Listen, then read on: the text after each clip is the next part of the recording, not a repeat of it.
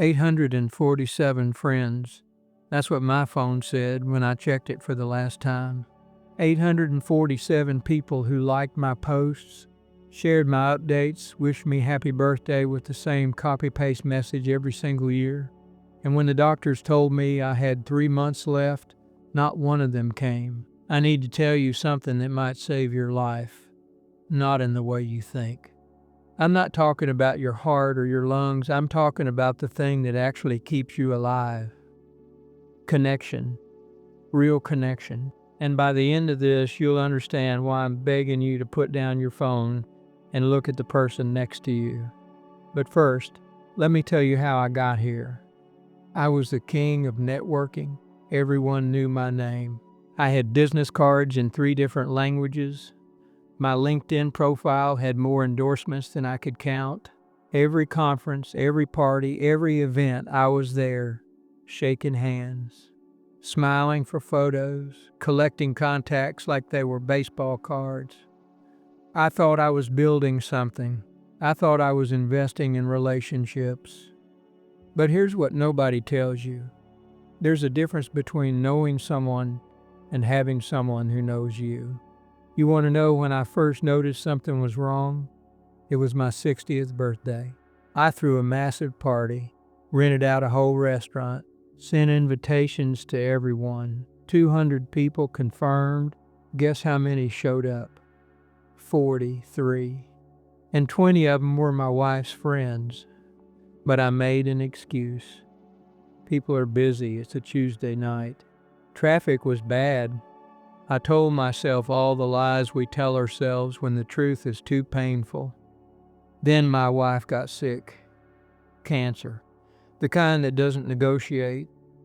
And suddenly our house got very, very quiet. Here's the thing about crisis. It shows you who people really are. My 800 connections became ghosts. My phone stopped buzzing. The messages dried up like a river in August, and I realized something that broke me in half. I had spent 40 years building a network, but I never built a single friendship. Do you understand the difference? A network is people who want something from you. A friendship is someone who wants something for you. And I had traded one for the other without ever knowing what I was giving up. Let me tell you about my friend Marcus. Well, I thought he was my friend. We played golf together for 15 years. 15 years of Sunday mornings, laughing at the same jokes, complaining about the same politicians. I knew his golf handicap better than I knew my own children's birthdays. When my wife went to hospice, I called him. The phone rang 6 times, then voicemail. I left a message. He never called back. A month later, I saw him at a coffee shop. You know what he said? He said, I didn't know what to say, so I didn't say anything. That's not friendship. That's convenience. And for 40 years, I couldn't tell the difference. But here's where it gets worse. After my wife passed, I sat alone in our kitchen. The same kitchen where we had hosted hundreds of dinner parties, where the laughter used to bounce off the walls.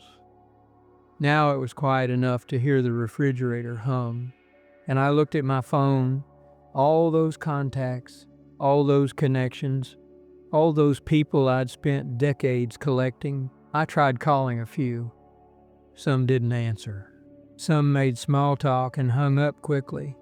One actually said he was too busy to chat, but we should definitely get coffee sometime. Sometime never came. You want to know what loneliness really feels like?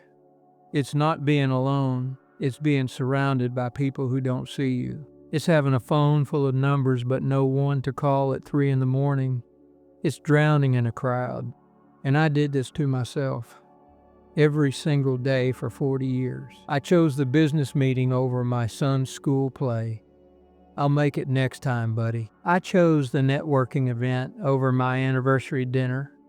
She'll understand. I chose the conference call over my daughter's graduation. I'll watch the video later. Later. Later. Later.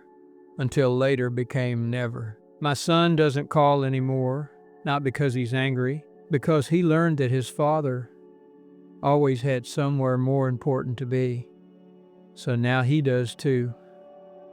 You think you're building a future, but you're actually tearing down a family. One skipped dinner at a time. I remember the exact moment I understood this. It was 3 years ago. My grandson was born. My son sent me a text message, not a phone call, a text with a photo attached, like I was just another contact in his phone. Because to him, that's all I ever was. I stared at that tiny face on my screen. This little person who shared my blood, and I didn't know if I would ever hold him, because I had spent my whole life holding on to the wrong things. Business cards, spreadsheets, contact lists, things that meant nothing, while the people who meant everything slipped through my fingers like sand. Now here's what I need you to hear. I'm not telling you this so you feel sorry for me.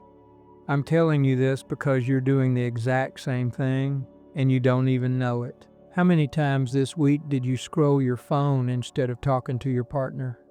How many dinners have you eaten while staring at a screen? How many times did you choose the notification over the person sitting right in front of you? Every time you do that, you make a choice. You choose the world inside your phone over the world right in front of your face, and that choice has a cost. You might not see it now. At 25, you feel invincible. You think you have unlimited time. You think there's always tomorrow. But let me tell you something about tomorrow.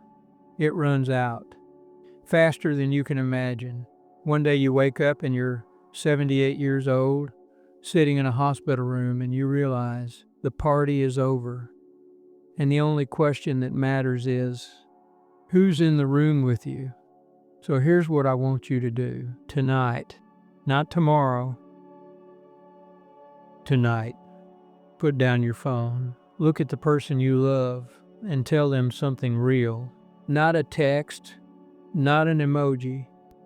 Look them in the eyes and say something true. Call your parents, not because it's a holiday, just because they exist.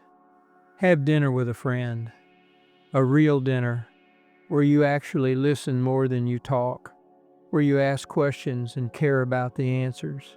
Build something that matters, not followers, not connections, relationships.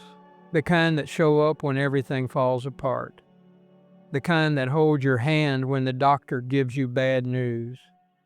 I had 847 friends, and I'm dying alone.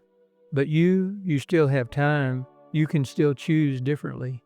You can still put down the phone and pick up your life. Don't wait for the hospital bed to figure this out. I'm giving you 40 years of wisdom in 10 minutes. Please, don't waste it. Because the only thing worse than my regret would be watching you make the same mistake. You know what I would give for one more dinner with my wife? One more chance to choose love over likes? Everything. I would give everything, but I can't. My time is up. Yours isn't. Use it wisely.